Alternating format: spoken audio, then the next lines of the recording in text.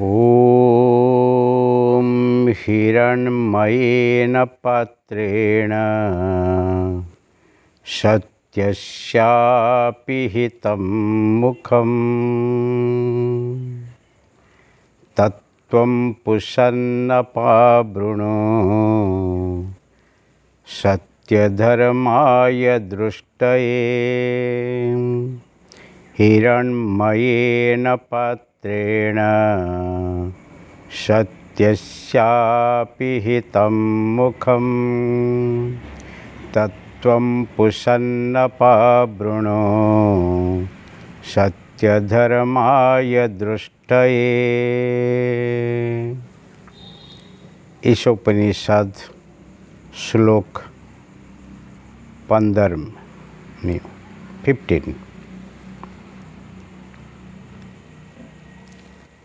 हिरण्मयेन पात्रेण सत्यस्यापि हितं मुखम। परमात्मा को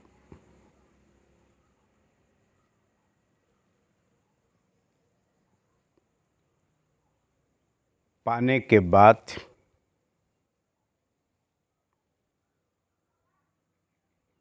पाने के लिए कोशिश करने के जो साधक परमात्मा के पास से कैसे प्रार्थना करते हैं।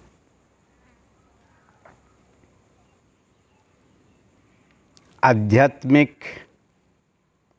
धार्मिक जीवन में प्रार्थना का एक बहुत महत्व स्थान है। प्रार्थना की भूमिका को कोई भी कभी काट नहीं सकता है। इसीलिए हमेशा अपनी कमजोरी को ही जान के जो ही परम तत्व के पास ही प्रार्थी बनते हैं, परमात्मा उनको असीम कृपा के साथ ही मदद रूप बनते हैं। इसीलिए यहाँ क्या है, हिरण्मयेन पात्रेण सत्यस्यापि हितं मुखम।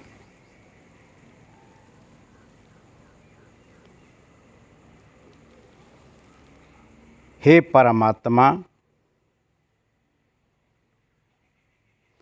आपके जे सत्य स्वरूप जो मुख हैं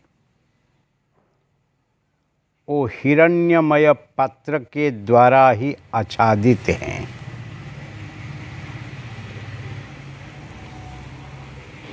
हिरण्य आप यहाँ पर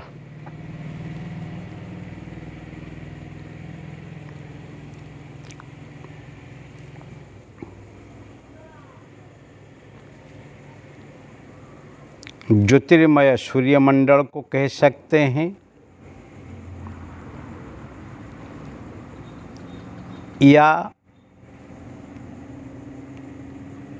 चमकने वाली माया के आवरण भी कह सकते हैं। क्योंकि सत्य धर्म को देखने के लिए जो बीच में बाधक रूप हैं वो ही माया हैं। पर माया को हटाने के लिए हमारे पास ताकत नहीं है। क्यों? हम माया के वशवर्ती हैं और माया परमात्मा के आधार लेके ही रहती हैं। इसीलिए इसको महामाया कहा जाते हैं। ब्रह्माश्रिता माया, माया ब्रह्म आश्रित हैं। ब्रह्म की ताकत से वो ताकतवान हैं। इसीलिए माया को हटाने के लिए कोई भी जीव के पास ताकत नहीं है। इसीलिए परमात्मा की प्रार्थना अवश्य जरूरी है। और परमात्मा को प्रार्थना करने से फिर माया हटने में बहुत देर नहीं लगता है। क्योंकि परमात्मा की कृपा से माया हट जाती है। इसीलिए हिरण्मयेन पात्रेण सत्यसा मुखम अपेतम। जो सत्य रूपक जो मुख हैं उसको आप देखना है, परमात्मा को साक्षात करना है। परमात्मा का रूप जो है सत्य स्वरूप है, उसको दर्शन करने के लिए आपको ही अपनी दृष्टि के सामने जो माया है या आपकी दृष्टि में जो माया वृत्ति है उसको ही दूर करना है। जैसे सूर्य के सामने बादल हो तो आप फिर सूर्य को देख नहीं पाते हैं, परंतु बादल जब हट जाती हैं तब ही सूर्य को दर्शन करना अशक्य नहीं है। सूर्य स्वयं प्रकाशवान होके ही आपको दर्शन देते हैं। इसीलिए तत्वम पूषण अपावृणु, हे पूषण, हे पोषण करने वाला परमात्मा, तत्त्वम, आप खुद वो ही हिरणमय पात्र को अपावृणु दूर करो, सत्य धर्माय दृष्टये, सत्य धर्म को मैं ही दर्शन करने के लिए चाहता हूँ, इसीलिए आप ही दूर करो। कितनी सहज सरल सुलभ रास्ता है।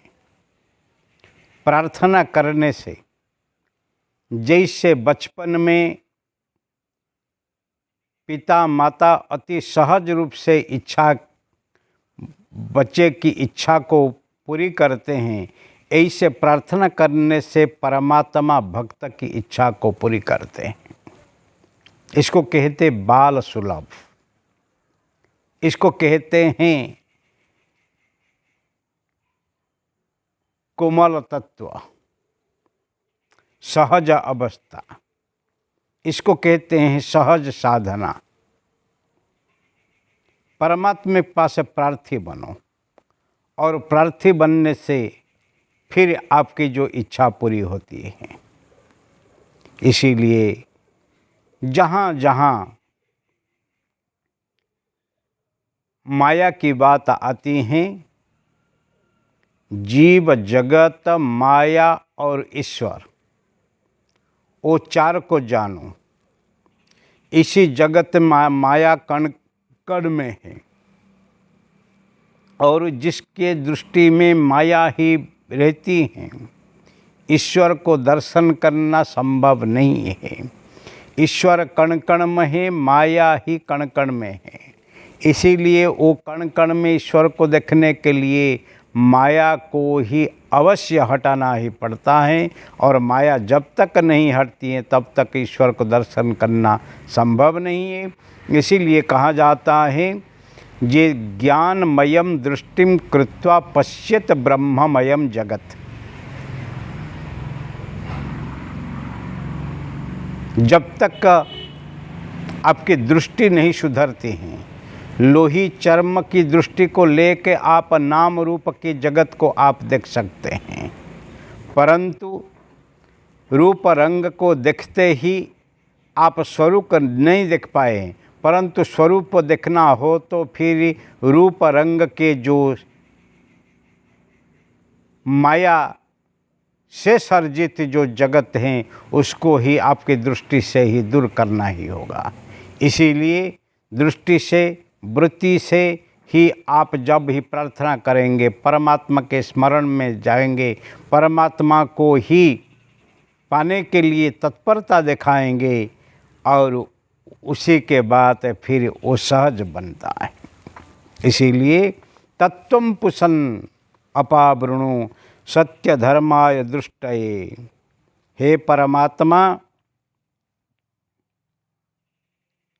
जो आपके सामने जो आवरण है, जो रुकावट है, इसको अपावृणु, उसको दूर करो। आप ही दूर कर सकते हैं, मेरे पास शक्ति नहीं है, क्योंकि मैं स्वल्प शक्ति में हूँ, मेरी शक्ति माया को हटाने के लिए संभव नहीं है, इसलिए आप तो मायाधर हैं, इसलिए ये मायाधर माया को हटाओ।